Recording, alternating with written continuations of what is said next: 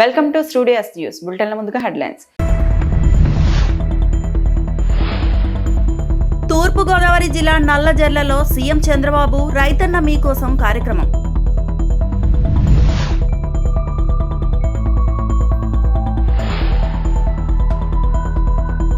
అమరావతి పనులు వేగంగా కొనసాగుతున్నాయి. మంత్రి నారాయణ.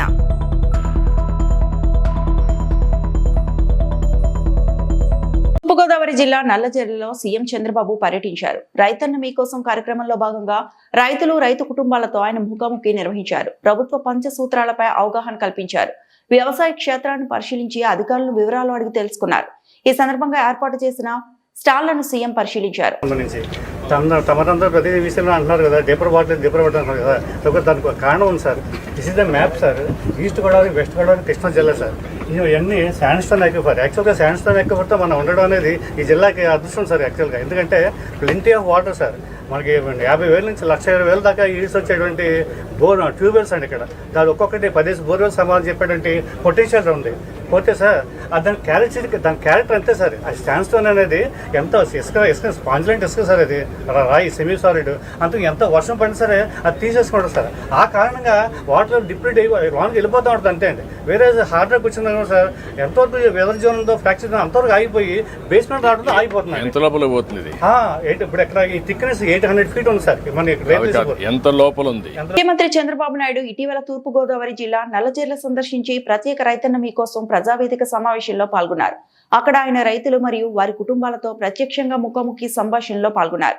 తన ప్రసంగంలో సీఎం చంద్రబాబు నాయుడు పామాయిల్ సాగు చరిత్రను గుర్తించారు. ఎన్టీఆర్ ముఖ్యమంత్రిగా ఉన్నప్పుడు మొదట్లో మలేషియా నుండి మొక్కలను తీసుకొచ్చారని గుర్తు చేసుకున్నారు.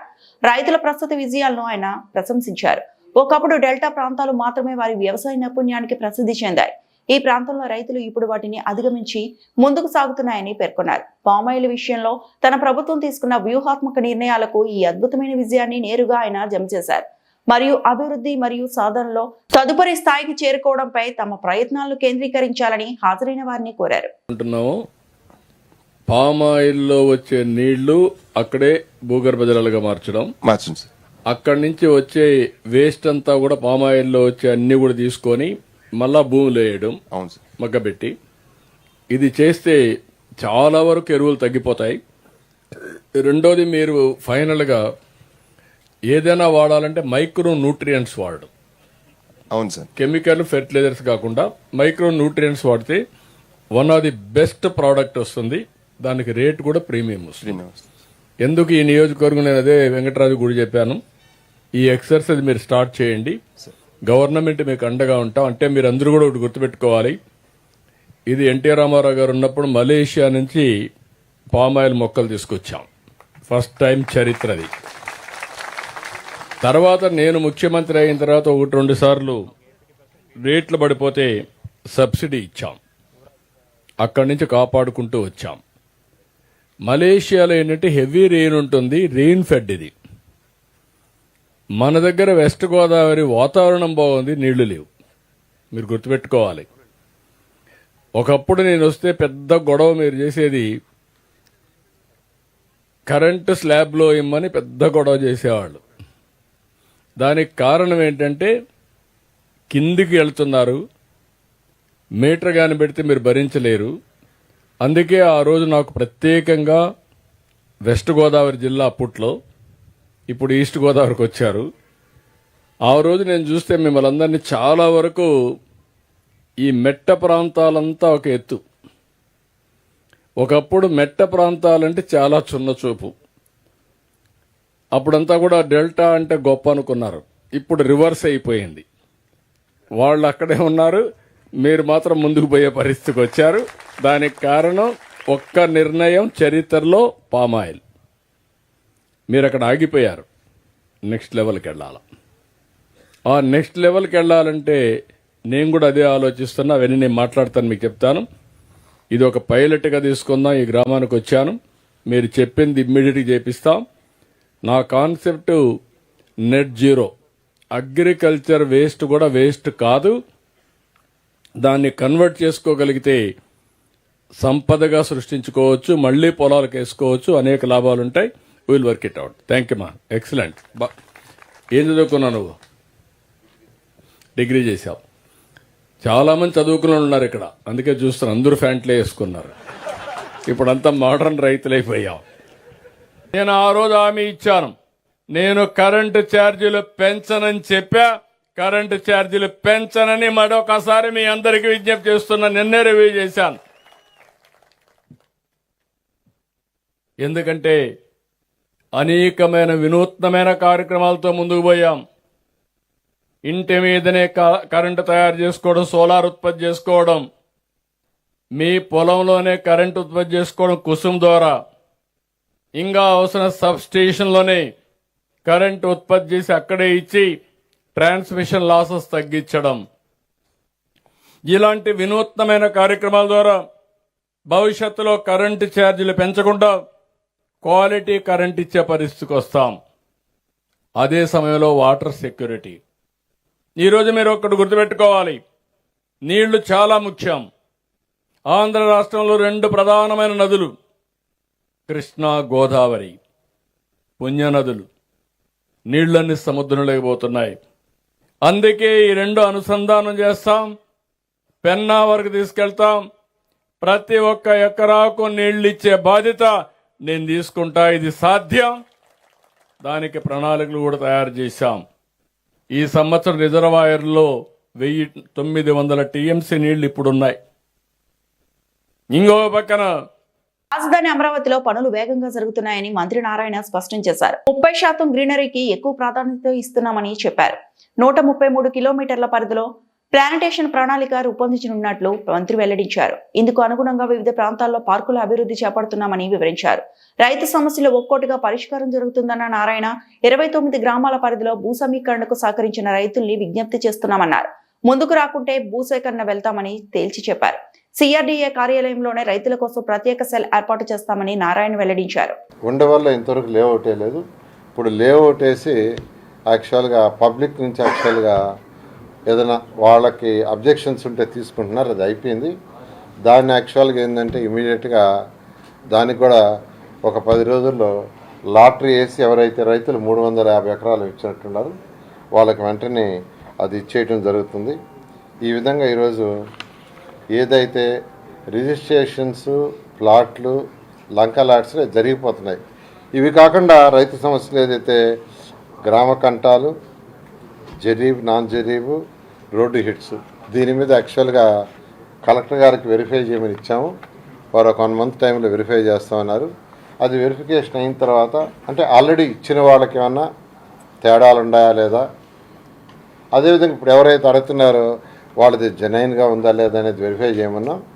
అది వెరిఫై చేస్తున్నారు. 1 మంత్లో వెరిఫై అయిన తర్వాత దాని మీద డెసిషన్ తీసుకొని కమిటీలో ఉన్న కేంద్ర మంత్రి చంద్రశేఖర్ కావచ్చు, అదేవిధంగా శాసనసభ్యులు శ్రావణ కావచ్చు, మేము డెసిషన్ తీసుకొని యాక్చువల్గా ముఖ్యమంత్రి గారి ముందు పెట్టి ముందుకు పోవడం జరుగుతుంది. అంటే సార్ ఇప్పుడు రాజధానిలో ప్రధానమైనటువంటి రాజధాని రైతులు వస్తుంది. ఈ రాజధాని నిర్మాణం పూర్తి చేయకుండా 2వ దశ ల్యాండ్ పూలింగ్ మీరు ఎందుకు వెళ్తున్నారు? నాకు ఇక్కడ రైతులు గత 5 ఏళ్ల కాలం ముఖ్యమంత్రి గారు యాక్చువల్గా రైతు సోదరులతో మాట్లాడారు. వాళ్ళందరూ ఏకగ్రీవంగా ఇక్కడ స్మార్ట్ ఇండస్ట్రీస్ వచ్చేదిగా చేయండి, ఎయిర్పోర్ట్ వచ్చేదిగా చేయండి, ఇంటర్నల్ స్పోర్ట్స్ సిటీ ప్లాన్ చేశారు, అది వచ్చేది చేయండి, దానికి కావాల్సిన ల్యాండ్ తీసుకోండి, మాకు అబ్జెక్షన్ లేదని ముఖ్యమంత్రి గారు క్లారిటీకి ఇచ్చారు. అందువల్ల దాని మీద ముందుకు పోతాం.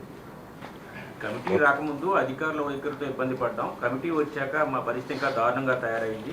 ఏం చెప్పినా కానీ ఇబ్బంది పడాల్సి వస్తుంది అక్కడ అని చెప్పి రైతులు చెబుతున్నారు సార్.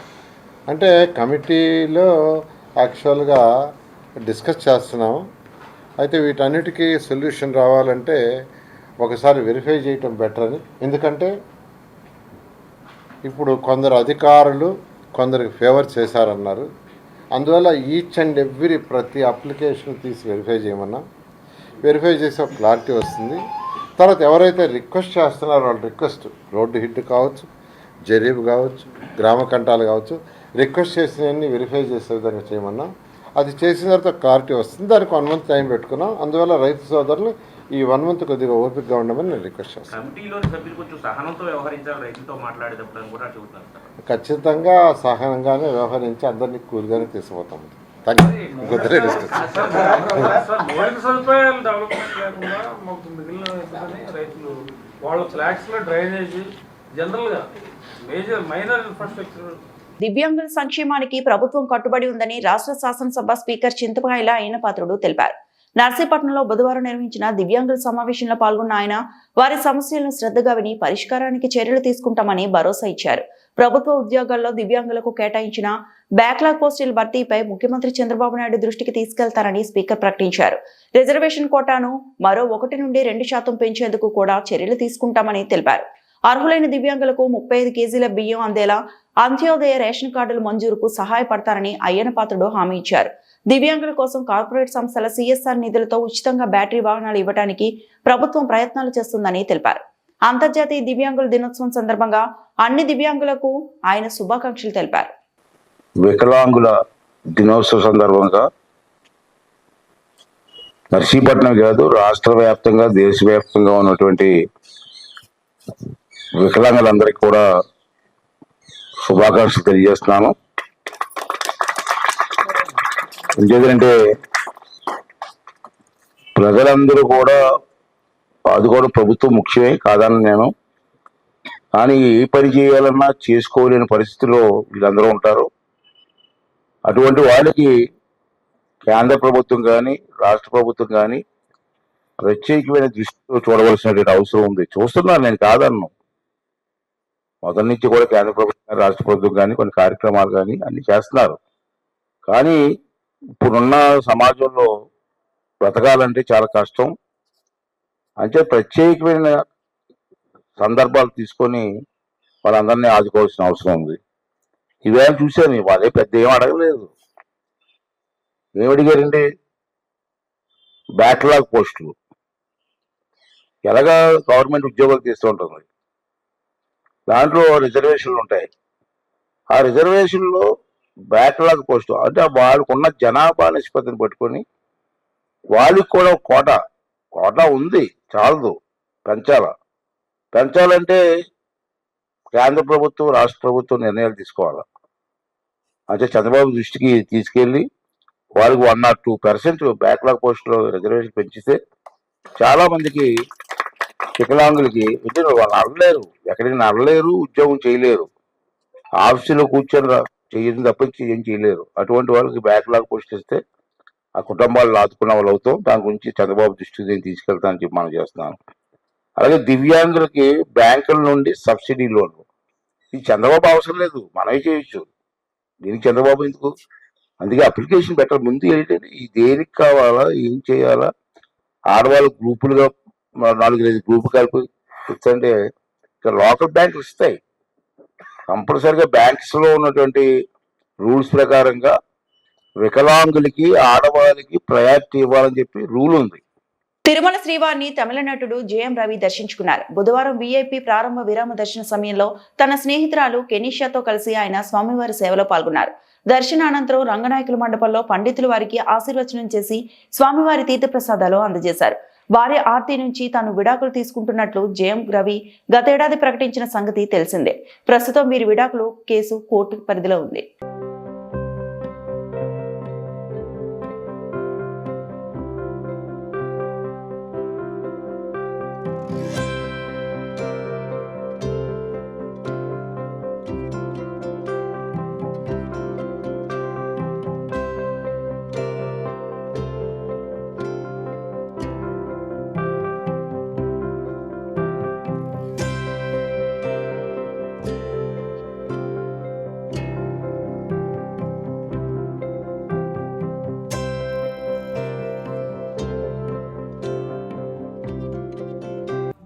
திருப்பதி கோயிலில் தரிசனம் முடிச்சுட்டு உங்கள் எல்லாரையும் சந்திக்கிறதுல ரொம்ப சந்தோஷம். நான் எப்பவுமே வருவேன், உங்கள் எல்லாருக்கும் தெரியும். இந்த வாட்டி எப்பவும் போல மன நிம்மதிக்காகவும் சந்தோஷத்துக்காகவும் என்னுடைய குழந்தைகளுடைய நலனுக்காகவும் அவங்களுடைய ஹெல்த்காகவும் எங்கள் அப்பாக்காக எல்லாருக்காகவும் இங்கே படமும் ஆரம்பிக்கிறோம். அதுக்காகவும் வந்து வேண்டுதல் பண்ணிட்டு கிளம்புறேன். ரொம்ப நன்றி உங்கள் எல்லாரையும் சந்திச்சதுல. நெக்ஸ்ட் பொங்கலுக்கு பராசக்தின்ற படம் ரிலீஸ் ஆகுது. அதுக்கப்புறம் ஜீனி படம் ரெடி ஆகிட்டு இருக்கு. ஸ்லோவாக ஒன் பை ஒன்னா வந்துட்டு இருக்கு. கூடிய சீக்கிரம் சொல்லுங்கள். అంబేద్కర్ కోనసీమ జిల్లా పి గన్నవరం నియోజకవర్గం అంబాజీపేట మండలంలో జరిగిన కాంగ్రెస్ పార్టీ సంస్థాగత నిర్మాణ సమావేశంలో ఏఐసిసి కిసాన్ సంఘ్ ఉపాధ్యక్షుడు అఖిలేష్ శుక్లా పాల్గొన్నారు.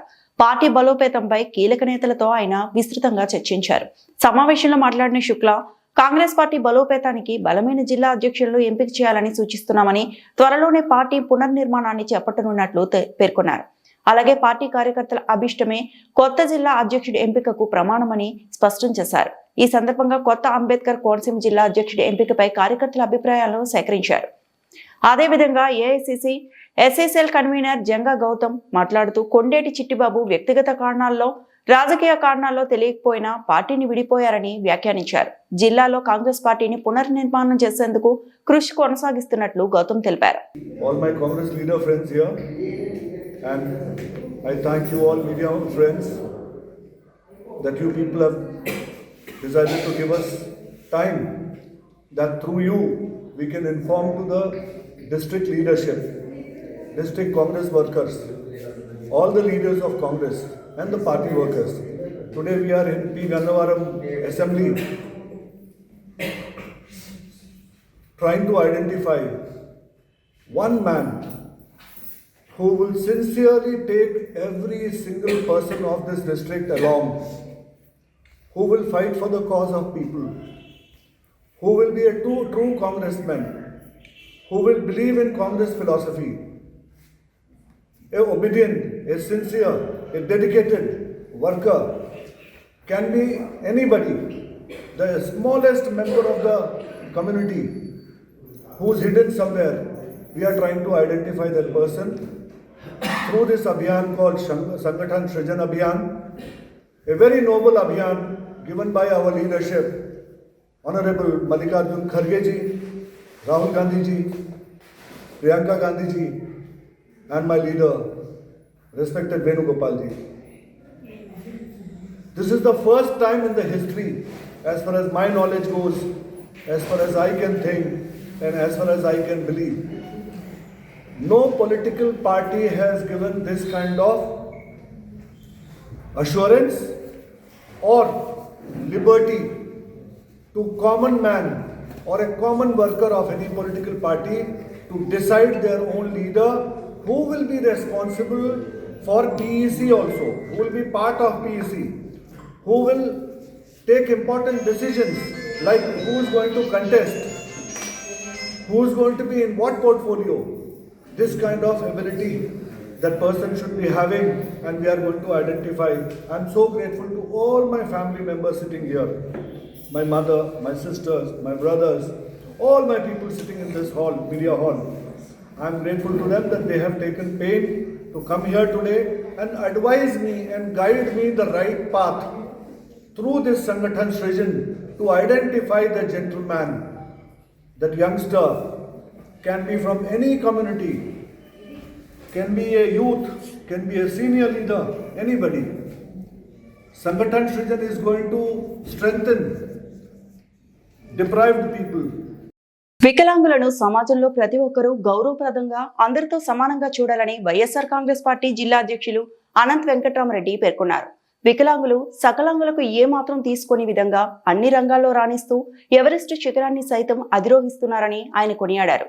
అనంతపురం నగరంలో వైఎస్ఆర్ కాంగ్రెస్ పార్టీ కార్యాలయంలో ప్రపంచ వికలాంగుల దినోత్సవం పురస్కరించుకొని కేక్ కట్ చేశారు. ఈ కార్యక్రమంలో వైఎస్ఆర్ కాంగ్రెస్ పార్టీ ఉరవకొండ మాజీ ఎమ్మెల్యే విశ్వేశ్వర్ రెడ్డి, వైఎస్ఆర్ కాంగ్రెస్ పార్టీ వికలాంగుల విభాగం జిల్లా ప్రధాన కార్యదర్శి బోయ రాజేష్, జిల్లా అధ్యక్షులు ఉపేంద్ర తదితరులు పాల్గొన్నారు. ఈ కార్యక్రమంలో మీడియా ఉద్దేశించి వైఎస్ఆర్ కాంగ్రెస్ పార్టీ అధ్యక్షులు అనంత వెంకట్రామరెడ్డి మాట్లాడుతూ, రాజకీయాలకు అతీతంగా, కులమతాలకు అతీతంగా వికలాంగులను మానవత్వంతో చూడాల్సిన ఆవశ్యకత ఎంతైనా ఉందని ఆయన తెలిపారు.